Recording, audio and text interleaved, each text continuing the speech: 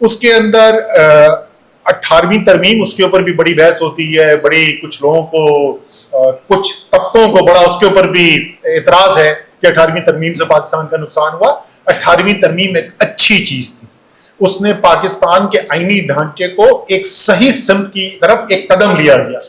لیکن وہ ایک ناکافی قدم تھا۔ طاقت جو ہے وہ صرف ایک شہر سے نکل کر 5 شہروں میں تو آ گئی، لیکن پاکستان میں صرف 5 شہر نہیں ہے بھائی، پاکستان کی آدھی آبادی تو دیہات کے اندر رہتی ہے،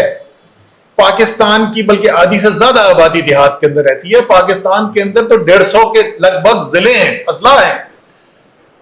تو یہ جو کام آپ نے قدم لیا وہ ناکافی تھا، اور وہ بنیادی جو آئینی ڈھانچے کی کمزوری ہے وہ ہے یہی کہ جیسے صلاح الدین آپ کو پہلے ایکسپلین کر رہے تھے کہ ہمارے آئین کے اندر بہت تفصیل سے یہ لکھا ہوا ہے وفاق کا اختیار کیا ہے، صوبے کا اختیار کیا ہے، ایک ایک چیز واضح طریقے سے لکھی گئی ہے۔ تھوڑا سا اس کے اندر ابہام ہوتا تھا کنکرنٹ لسٹ کی وجہ سے، وہ بھی 18ویں ترمیم میں ختم کر دی گئی ہے، بالکل واضح ہے، اختیارات واضح ہیں۔ اسی طریقے سے آئین کے اندر بالکل واضح ہے وفاق سے صوبے کے پاس کیا آئے گا، کون سا ٹیکس لگانے کا اختیار وفاق کے پاس ہے، کون سا ٹیکس لگانے کا اختیار صوبے کے پاس ہے، تقسیم کیا جائے گا،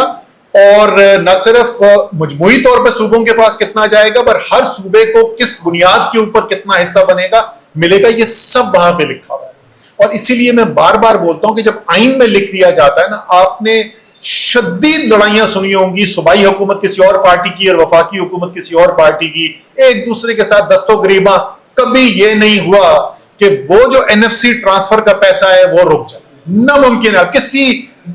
بیوروکریٹ کو، کسی فائنانس سیکٹری کو کنونس کر ہی نہیں سکتے کہ وہ پیسہ روک کے دکھا دے، کیونکہ اس کو پتا ہے کہ سیدھا سیدھا اس نے اس پہ مقدمہ بننا ہے، آئین توڑنے کا، اور اس نے جیل جانا ہے، اس لیے وہ کبھی بھی نہیں ہوتا۔ تیسرا حصہ، اختیارات آ گئے، وسائل کی بات آ گئی، تیسرا حصہ آئین کے اندر بہت واضح طریقے سے لکھا ہوا ہے کتنے عرصے کے لیے صوبائی اور وفاقی حکومت بنے گی، وہ اسمبلی توڑنے کا اختیار کس کے پاس ہے، اور دونوں کیس کے اندر اختیار اس کے پاس ہے جو اس اکائی کو چلا رہا ہے، یعنی وزیر اعظم کے پاس وفاقی اسمبلی حکومت توڑنے کا اختیار ہے، اور چیف منسٹر کے پاس وزیر اعظم نہیں فیصلہ کر سکتا کہ سندھ کی حکومت رہے گی یا نہیں رہے گی، وہ